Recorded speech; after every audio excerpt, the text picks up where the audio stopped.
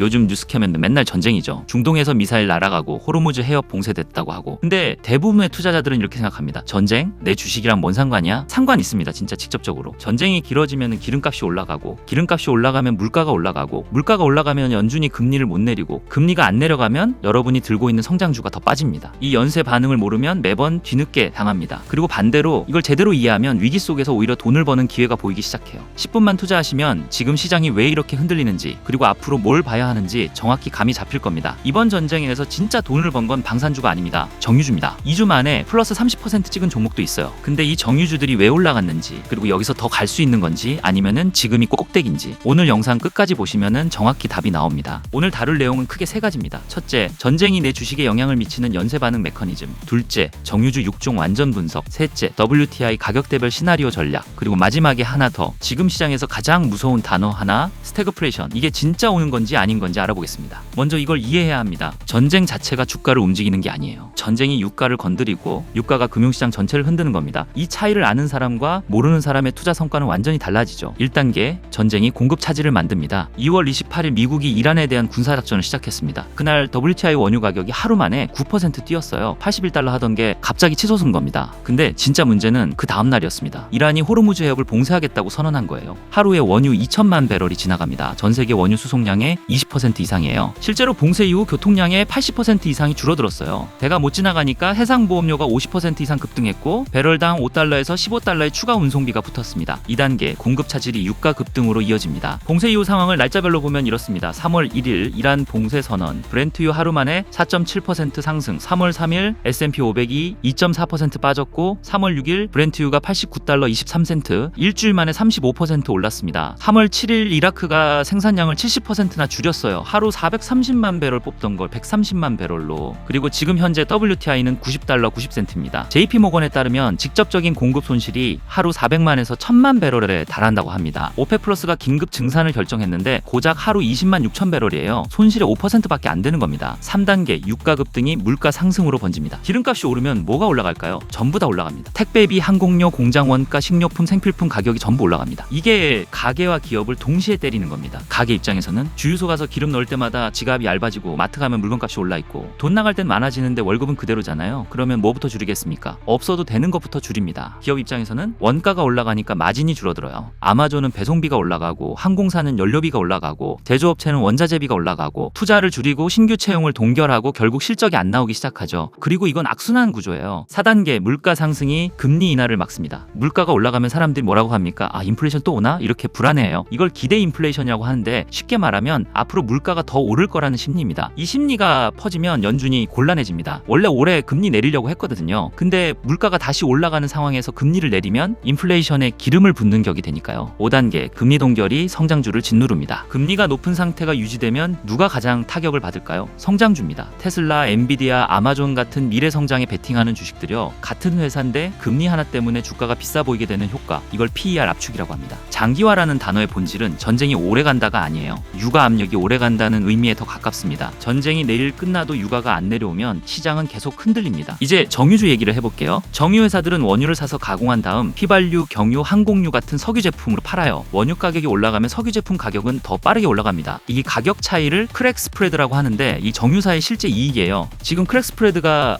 배럴당 18달러 65센트입니다. 정상 수준의 2배예요. 첫 번째 종목 엑스모빌입니다. 정유주의 대장이죠. 연초 119달러 52센트에서 현재 151달러 21센트, 26.5% 올랐습니다. 2025년 주주환원이 372억 달러, 우리 돈으로 50조 원이 넘어요. 배당을 43년 연속으로 올렸고, 배당 수익률은 약 2.7%대입니다. PER이 13.5배인데 S&P 500 평균이 21배니까 35% 할인된 가격이에요. 사상 최고가인 159달러 60센트 돌파 가능성이 충분합니다. 두 번째, 쉐브론 25.9% 올랐습니다. 이 종목의 진짜 메리트는 헬스 합병이에요. 이를 통해 가이아나 유전을 확보했습니다. 배럴당 생산 비용이 30달러로 세계 최저 수준이에요. WTI 90달러 기준으로 배럴당 60달러 마진이 납니다. 2028년까지 하루 120만 배럴 생산이 목표고, 배당을 39년 연속으로 올렸습니다. 유가가 60달러까지 떨어져도 배럴당 30달러 마진이 남는다는 게 하방 방어력입니다. 세 번째, 옥시덴탈. 이번에 가장 많이 오른 종목입니다. 30.4%, 워런 버핏이 28%를 보유하고 있죠. 순수 업스트림 회사라서 유가 레버리지가 가장 높습니다. 4분기 EPS가 컨센서스 대비 63% 서프라이즈를 냈어요. 하이 리스크, 하이 리턴, 유가 상승을 확신한다면 가장 공격적인 선택입니다. 네 번째, 발레로 에너지 28.5% 올랐습니다. 세계 최대 독립 정유사로 하루 31만 배럴을 처리합니다. 크랙 스프레드의 왕이에요. 4분기 순이익이 169억 달러로 전년 대비 4배입니다. 업스트림이 원유를 시추하는 회사라면 다운스트림인 발레로는 그 원유를 가공해서 파는 회사예요. 이 차이를 이해하면 VLO의 강점이 보입니다. 다섯 번째, 마라톤 페트롤리엄. 이번에 31.5% 올라서 6종 중 수익률 1위입니다. 자사주 메인 머신이에요. 유통 주식수를 20% 이상 줄였는데 그러면 매출이 안 늘어도 EPS가 자동으로 올라가는 구조가 됩니다. 실제로 25% 올라가는 효과가 났어요. 하루 29만 배럴 처리 능력을 보유하고 있습니다. 여섯 번째, 필립스 66, 22% 올랐습니다. 정유의 화학, 미드스트림까지 분산된 구조예요. 배당 수익률이 3.5%로 6종 중 가장 높습니다. 유가 변동성이 걱정되는 분에게 최적의 선택이에요. 유가가 하락하더라도 다른 사업 부문이 쿠션 역할을 해줍니다. 같은 기간 S&P 500이 5% 올랐습니다. 정유주 6종은 평균 27%예요. 5배 이상 차이가 납니다. 이제 WTI 가격대별로 어떻게 대응할지 보겠습니다. 시나리오 1 WTI 80달러 이하, 확률은 25%로 봅니다. 전쟁이 빠르게 종결되는 상황이에요. 이 경우 정유주에서 차익을 실현하고 성장주로 재진입하는 타이밍입니다. XOM과 CVX는 장기 보유를 유지하되 OXY와 VLO는 차익 실현을 고려하세요. 시나리오 2 WTI 80달러에서 90달러 사이, 확률 35%로 가장 높습니다.